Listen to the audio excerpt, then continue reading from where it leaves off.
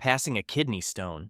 Imagine this. You're going about your day, minding your own business, when suddenly you feel a sharp pain in your back. At first, you think, oh, I must have pulled a muscle from all that intense couch sitting I've been doing. But then, the pain starts to move. That's because a kidney stone is going on a little adventure through your urinary tract. Kidney stones are small crystalline pebbles that form in the kidney or urinary tract. These painful stones are usually made from calcium, struvite, uric acid, or cysteine. They block the flow of urine, making the kidneys swell and causing waves of sharp pain in the mid-back, abdomen, or sides. For men, this pain can also extend to the end of the penis. It's like someone is taking a tiny knife and stabbing you from the inside. The agony doesn't stop at pain. Kidney stones often result in fever, blood, and pus in the urine, and vomiting. Once a kidney stone is confirmed, treatment with IV fluids and medication aims to help the stone pass sooner rather than later. When we say pass, we mean you have to give birth to this hard pellet via your urethra. Yes, you read that right.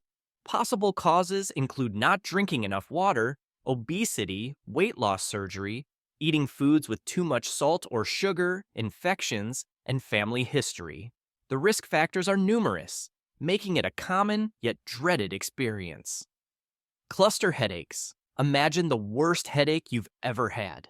Now multiply that by 100, and you might be getting close to what a cluster headache feels like, often referred to as suicide headaches.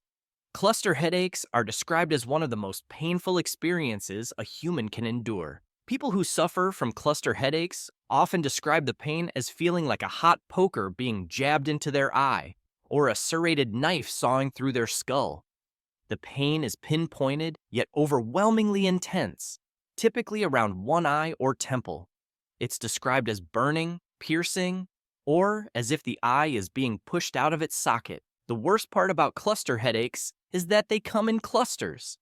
These attacks happen every day for weeks or even months at a time, and then suddenly disappear like an ex who owes you money. Just when you think you're in the clear, they come back with a vengeance. During an attack, people often pace around, bang their head against the wall, or even scream in agony. If you ever meet someone who suffers from cluster headaches, give them a hug. Or, better yet, give them some earplugs because chances are they're going to be doing a lot of screaming. It's believed they are related to the sudden release of histamine or serotonin in the body. Possible triggers include alcohol use or smoking cigarettes, but the full picture is still murky. Bullet ant sting. If you thought the executioner wasp sting was bad, wait until you hear about the bullet ant. Known scientifically as Paraponera clavata, the bullet ant delivers the most potent sting of any insect on the planet. This tiny terror is infamous for its excruciating pain, which ranks as a clear 4+ out of 4 on the Schmidt Pain Index, a scale that measures the pain of insect stings. The bullet ant gets its name because people say getting stung feels like being shot. When this ant stings you, it injects a venom that has been described as the most painful in the world. Victims report that the sensation is akin to walking over flaming charcoal with a 3-inch nail embedded in your heel. The venom contains ponerotoxin, a neurotoxin peptide that affects voltage-dependent sodium ion channels and blocks synaptic transmission in the central nervous system. This results in uncontrollable shaking, sweating, and all-encompassing pain that can last for up to 24 hours. The pain isn't just about intensity, it's about duration. Imagine suffering from such intense agony for hours on end. This excruciating experience is central to the warrior initiation rites of the indigenous Satere Mawe people of Brazil. Young men prove their toughness by wearing gloves filled with bullet ants. They have to keep the gloves on for 10 minutes and repeat this ordeal 20 times over several months. This rite of passage signifies their readiness to become warriors and their transition to manhood. Giving birth, they say, Giving birth to a child is supposed to be one of the best days of your life. It can also be one of the most extremely painful sensations you can experience. Recent reproductive studies have compared menstrual cramps to the pain of a heart attack. Now, imagine that labor and delivery have been described as the most extreme menstrual cramps you can fathom. During labor, the uterine muscle starts contracting hard, causing severe cramping in the abdomen, back, legs, and groin area.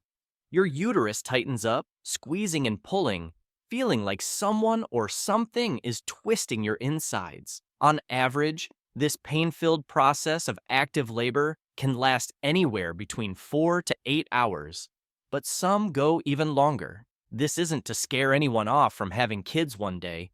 It's just an honest discussion about how painful and complex this process can be. Luckily, there are ways to try and relieve some of the pain. Non-medication methods include trying different delivery positions, walking, warm compresses, applying counter pressure, and breathing techniques. For those who opt for it, there are also pain medications and epidurals to help ease some of the pain. Fibromyalgia. Imagine you're walking on the beach, enjoying the sand between your toes, when suddenly you step on something sharp. You look down, expecting to see a seashell or a piece of coral, but nope, it's a stonefish. And it's just injected you with enough venom to make you wish you'd stayed at the hotel. Stonefish are like the ninjas of the sea. They are masters of disguise, blending in with the rocks and coral on the ocean floor so well that you could be staring right at one and still not notice it. It's like they're playing a game of hide and seek, except if they win, you end up in the hospital. So back to our beach scenario. You've just been stung by a stonefish, and the pain is starting to kick in. People who've been stung describe the pain as feeling like their foot is being simultaneously crushed, burned, and electrocuted. It's as if the stonefish looked at all the worst pain experiences and said, "Yeah, I'll take all of them."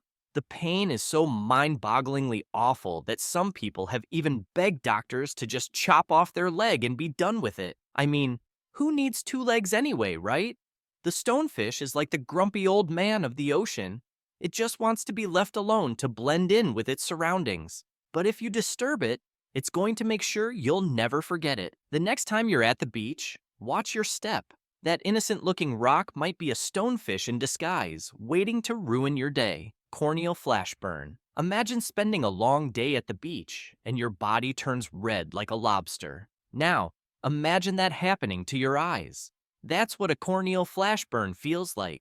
Excruciating enough to make a grown person cry, although crying only makes it worse. The cornea is the clear outer part of the eye that helps focus light so you can see clearly. Imagine a flash burn so bad, it basically sears away your vision temporarily. Say goodbye to seeing for a bit and hello to eye patches, because bloody and painful are just the beginning. Usually, when I see corneal flash burns in the ER, they are caused by things like welding torches, exposure to too much bright UV light, lasers, tanning bed lights, and sun reflection, even when skiing or snowboarding. Looking directly at or near the sun, especially at higher elevations, can also burn your cornea. Here's the tough part about treating corneal flash burns. Just as your eyes start to heal themselves, every time a patient blinks or opens and closes their eyes, it basically sloughs off the healing layer that formed, restarting the whole painful process. When we treat this, we use artificial tears, medicated drops, and pain medications to help prevent infection and keep your eyelid from sticking to your eye. In very severe cases, surgery may be needed to repair the area. The sting of the executioner, wasp. Now, I know what you're thinking. Executioner wasp. That's got to be an exaggeration, right? Well, I wish I could tell you it was, but this is a real wasp found in Central and South America. First of all, it's huge, like the same size as a small bird. It can grow up to 2 inches long, which might not sound like much, but imagine a 2-inch long flying needle coming at you with a vendetta. Size isn't everything, right? It's what's on the inside that counts. And what's inside the executioner wasp is pure pain. When this wasp stings you, it injects venom that contains a neurotoxin called pompoloxin. This lovely little toxin causes instant, excruciating pain that can last for hours. People who have been stung by the executioner wasp describe the pain as feeling like they've been hit by a freight train. But the executioner wasp isn't done with you yet. The initial sting is just the appetizer. The main course is the aftermath, which can include fever, sweating, nausea, and vomiting. It's like the wasp wants to make sure you never forget your encounter. You might be wondering, why would such a creature exist? Well, the executioner wasp is actually a parasitoid. It stings and paralyzes other insects, then lays its eggs inside them. When the eggs hatch, the larvae eat the host insect alive from the inside out. It's nature's way of ensuring the survival of the fittest, or, in this case, the most terrifying. Urukandji jellyfish. Let's say you're swimming in the crystal clear waters of Australia, enjoying the beautiful weather. Suddenly, you feel a tiny prick on your skin. At first, you think it's just a piece of seaweed or maybe a curious fish nibbling at you. But then, the pain kicks in. Let me introduce you to the Urukandji jellyfish, the tiny terror of the ocean. These little guys are so small they could fit on your fingernail. But don't let their size fool you. What they lack in size, they make up for in pure, agonizing pain. About 20 to 30 minutes after being stung, you start to feel like you're having the worst day of your life. Your back and stomach start hurting like you've just been sucker punched by a professional boxer. Your muscles cramp up, making you feel like you're being twisted into a human pretzel. And then, the cherry on top of this pain sundae, a feeling of impending doom. People who are stung believe they're going to die and are so certain of it that they'll actually beg their doctors to kill them just to get it over with. Now, you might be thinking, but I'm not planning on swimming in Australia. Well, too bad. These tiny terrors have been found in waters all over the world, from Hawaii to Florida.